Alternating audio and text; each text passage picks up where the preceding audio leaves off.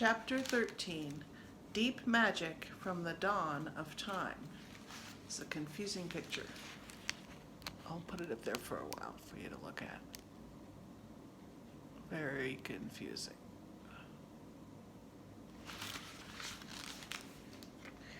Now we must get back to Edmund. When he had been made to walk further than he had ever known that anyone could walk, the witch at last halted in a dark valley, all overshadowed with fir trees and yew trees. Edmund simply sank down and lay on his face, doing nothing at all and not even caring what was going to happen next, provided they would let him lie still. He was too tired even to notice how hungry and thirsty he was. The witch and the dwarf were talking close beside him in low tones. "No," said the dwarf, "it's no use now, O Queen. They must have reached the stone table by now." "Perhaps the wolf will smell us out and bring us news," said the witch. "It cannot be good news if he does," said the dwarf. "Four thrones in Cair Paravel," said the witch. "How if only 3 were filled? That would not fulfill the prophecy." "What difference would that make now that he is here?" said the dwarf. He did not dare even now to mention the name of Aslan to his mistress. "He may not stay long, and then we would fall upon the 3 at Cair." "Yet it might be better," said the dwarf, "to keep this one," here he kicked Edmund, "for bargaining with." "Yes, and have him rescued," said the witch scornfully. "Then," said the dwarf, "we had better do what we have to do at once." "I would like to have done it on the stone table itself," said the witch. "That is the proper place. That is where it has always been done before." "It will be a long time now before the stone table can again be put to its proper use," said the dwarf. "True," said the witch, and then, "Well, I will begin." At that moment, with a rush and a snarl, a wolf rushed up to them. "I have seen them. They are all at the stone table, with him. They have killed my captain, Fenris Ulf. I was hidden in the thickets and saw it all. One of the sons of Adam killed him. Fly, fly!" "No," said the witch, "there need be no flying. Go quickly, summon all our people to meet me here as speedily as they can. Call out the giants and the werewolves and the spirits of those trees who are on our side. Call the ghouls and the bogles, the ogres and the minotaurs. Call the cruels and the hags, the specters, and the people of the toadstools. We will fight." "What? Have I not still my wand? Will not their ranks turn into even stone, even as they come on? Be off quickly. I have a little thing to finish here while you are away." The great brute bowed its head, turned, and galloped away. "Now," said she, "we have no table. Let me see. We had better put it against the trunk of a tree." Edmund felt himself being roughly forced to his feet. Then the dwarf set him with his back against a tree and bound him fast. He saw the witch take off her outer mantle. That's like a big cloak. Her arms were bare underneath it and terribly white. Because they were so very white, he could not see much else. It was so dark in this valley under the dark trees.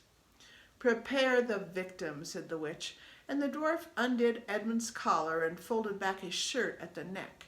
Then he took Edmund's hair and pulled his head back so that he had to raise his chin.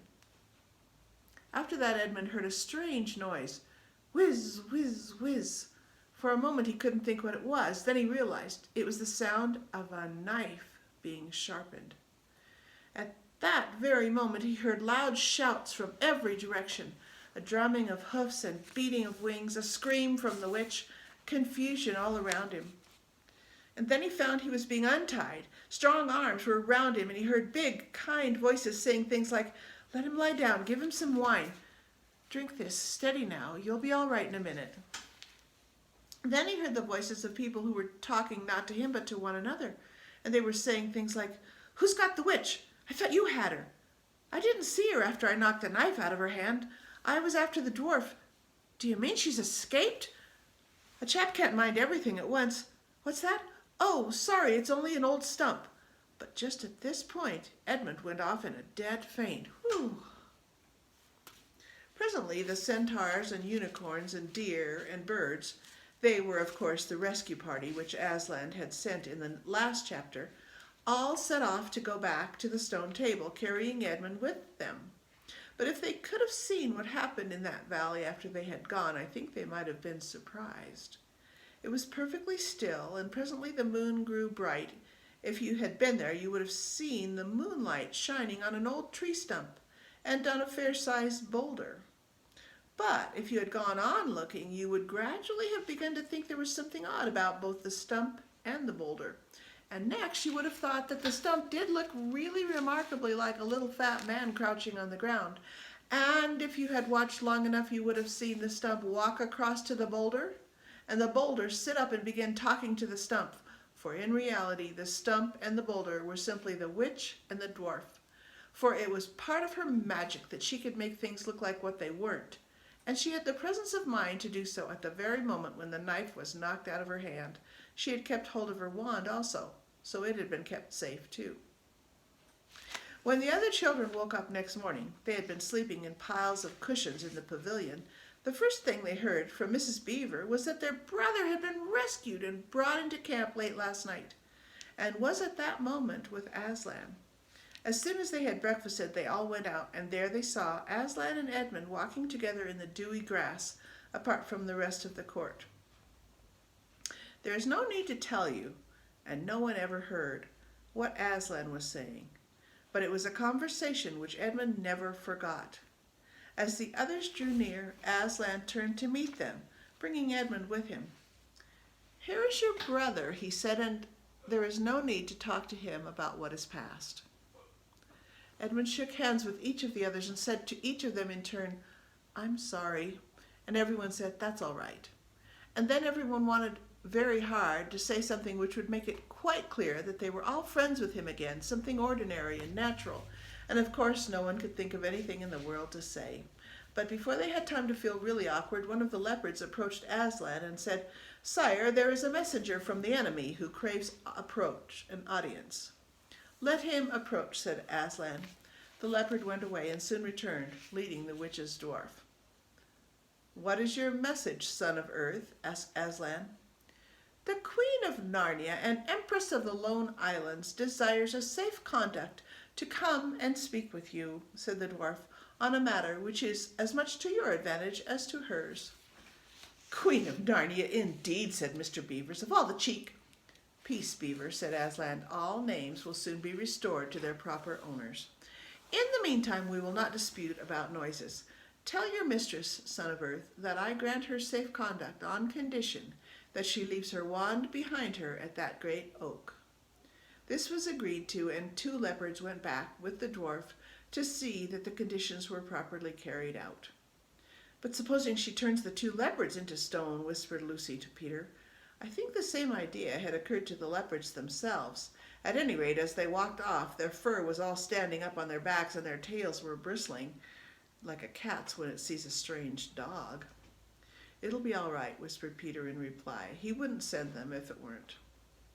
A few minutes later, the witch herself walked out to the top of the hill and came straight across and stood before Aslan. The 3 children, who had not seen her before, felt shudders running down their backs at the sight of her face, and there were low growls among the animals present. Though it was bright sunshine, everyone felt suddenly cold. The only 2 people present who seemed to be quite at their ease were Aslan and the witch herself. It was the oddest thing to see those 2 faces, the golden face and the dead white face, so close together.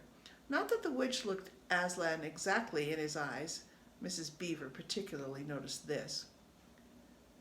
"You have a traitor there, Aslan," said the witch. Of course, everyone present knew that she meant Edmund. But Edmund had got past thinking about himself after all he'd been through, and after the talk he'd had that morning. He just went on looking at Aslan. It didn't seem to matter what the witch said. "Well," said Aslan, "his offense was not against you. Have you forgotten the deep magic?" asked the witch. "Let us say I have forgotten it," answered Aslan gravely. "Tell us of this deep magic." tell you, said the witch, her voice growing suddenly shriller, tell you what is written on that very table of stone which stands beside us? Tell you what is written in letters deep as a spear is long on the trunk of the world ash tree? Tell you what is engraved on the scepter of the emperor beyond the sea?